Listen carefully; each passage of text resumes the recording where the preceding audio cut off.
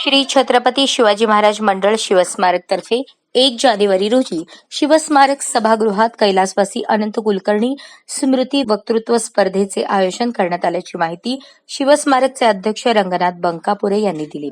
ही स्पर्धा मोफत असून 3 गटात पहिला गट इयत्ता 5वी ते 7वी विषय शिवराय बालपण, माझे आवडते पुस्तक, माझी शाळा विद्येचे आणि संस्काराचे मंदिर, मोबाईलचा मी अनुभवलेला चांगला उपयोग, दुसरा गट इयत्ता 8वी ते 10वी विषय व्यक्तिमत्व विकासाचे प्रभावी साधन, महाभारतातील माझे आवडते व्यक्तिमत्व, वंदे मातरम महामंत्राची 150 वर्षे, वृक्षारोपण काळाची गरज, तिसरा गट महाविद्यालयीन गट रामायणातील समाज पोषक मूल्ये, जागतिक पटलावर आजचा भारत, स्वातंत्र्य लढ्यातील महापुरुषांची प्रेरणा, महाभारत बांगलादेशात सध्या काय चालले आहे, असे अनेक विषयांवर ही वक्तृत्व स्पर्धा होणार आहे। सकाळी 11 वाजता शिवस्मारक सभागृहात या स्पर्धा होणार आहेत। या परिषदेला शिवस्मारक सचिव गंगाधर गावसाने, स्पर्धा प्रमुख प्रसाद जिरांकलगीकर, संचालक धनंजय कुलकर्णी, व्यवस्थापक मल्लीनाथ वटकर यांची उपस्थिती होती। सर्वप्रथम उपस्थित सर्व पत्रकार बंधूंचं छत्रपती शिवाजी महाराज स्मारक मंडळातर्फे आजच्या या पत्रकार परिषदेला मी स्वागत करतो। या पत्रकार परिषदेला उपस्थित मान्यवरांचा परिचय करून देतो। मंडळाचे अध्यक्ष श्री रंगनाथ बंकापुरे, श्री धनंजय कुलकर्णी मंडळाचे कोषाध्यक्ष आहेत, त्याचबरोबर श्री प्रसाद जिरांकलगीकर आजच्या या वक्तृत्व स्पर्धेनिमित्त पत्रकार परिषद घेतोय, या स्पर्धेचे स्पर्धा प्रमुख आहेत। त्याचबरोबर छत्रपती शिवाजी महाराज स्मारक मंडळाचे व्यवस्थापक श्री मल्लीनाथ वटकर आणि मी शिवस्मारकचा सचिव गंगाधर गावसे असे या सगळ्या पत्रकार परिषदेत मान्यवरांचा परिचय आहे। या पत्रकार परिषदेचं प्रस्तावना मंडळाचे अध्यक्ष श्री रंगनाथजी बंकापुरे हे करतात। सर्वांना नमस्कार। दरमहा आपली ही भेट ठरलेली असते। साधारणपणे महिन्याला एक उपक्रम आपण राबवण्याचा प्रयत्न करतो आणि हे करत असताना आवश्यक त्या समाजातील विषय त्याला काय न्याय देता येईल त्या पद्धतीने विषयाची आपण रचना करतो।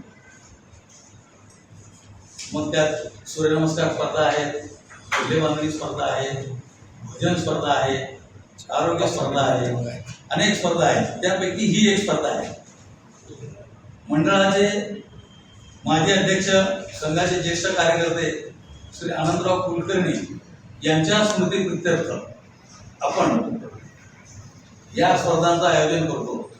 मग शालेय गट, महाविद्यालयीन गट असे शालेय गटातून 2 आणि महाविद्यालय गटातून 1, तर त्याप्रमाणे आपण या स्पर्धांचं आयोजन करतो। यंदाचं हे 26वे वर्ष आहे।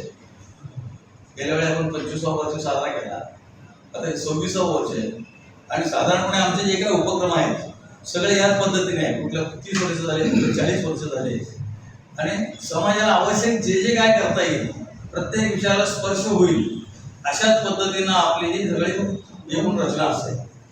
त्यामध्ये आपण विविध स्पर्धांचं आयोजन केलं आहे आणि या संबंधीचं तपशील जे आहे, स्पर्धा कशा राहतील, त्याची नियमावली, हे स्पर्धा प्रमुख, या सगळ्या गोष्टींपैकी अगदी मुलांच्या जिव्हाळ्याचा विषय आपल्याला सगळ्यांना माहिती आहे की सगळ्यांच्याच घरी लहान मुलांच्या हातात मोबाईल सहज असतो आणि आता तर म्हणजे बाकीच्या गोष्टींबद्दल जास्त बोललं जातं, परंतु आता मुलं स्वतः खाना खजानासारखे काही व्हिडिओ बघतात आणि आपल्या आईकडे आग्रह करतात की तू या प्रकारचं एक पदार्थ आम्हाला बनवून दे। अशा प्रकारचे काही गोष्टी पण ते त्यांना कार्यानुभव असतो शाळेमध्ये, त्यावेळेला सुद्धा अशा मोबाईलवरती असलेल्या काही व्हिडिओजचा ते उपयोग करतात आणि चांगला उपयोग त्याची फक्त तो बोलला गेला पाहिजे हा हेतू ठेवून आपण मुद्दाम तो विषय त्या वयोगटासाठी घेतो।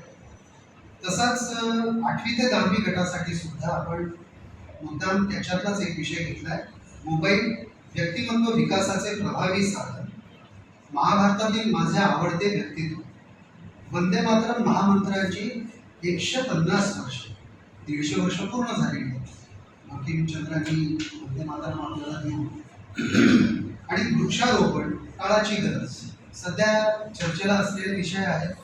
त्यांना अभ्यासक्रमाच्या निमित्ताने सुद्धा यातले काही विषय हे असतातच, त्यामुळे त्यांचं थोडं चिंतन त्या वयोगटाचं ह्याच्यात असतं. यापेक्षाही जास्त व्यापक असा आउटलुक असलेला महाविद्यालयीन वयोगट असतो. त्यामुळे त्यांच्यासाठी आपण जे विषय निवडलेले आहेत त्याच्यात एक रामायणातील पोषक मूल्ये, समाज पोषक मूल्य, त्यानंतर जागतिक पटलावर आजचा भारत हा कसा आहे, प्रत्येकाचे काही विचार असतात, त्याचं चिंतन असतं. स्वातंत्र्य लढ्यातील महापुरुषांची प्रेरणा महाभारत हा 8वी ते 10वीच्या वयोगटातल्या एका विषयासारखाच येतो, पण याला आपण काहीतरी कन्फाईन त्याला फ्रेम दिली की कुणासाठी प्रेरणा आणि कशाची, अशा प्रकारे. आणि आत्ता आपल्याला सगळ्यांनाच माहिती आहे, सगळ्यांच्या चिंतेचा विषय तो म्हणजे बांगलादेशात सध्या काय चालतं. अशाच नवनवीन अपडेटसाठी जनता राज्य न्यूज चॅनलला सबस्क्राईब करा, लाईक करा आणि शेअर करायला विसरू नका.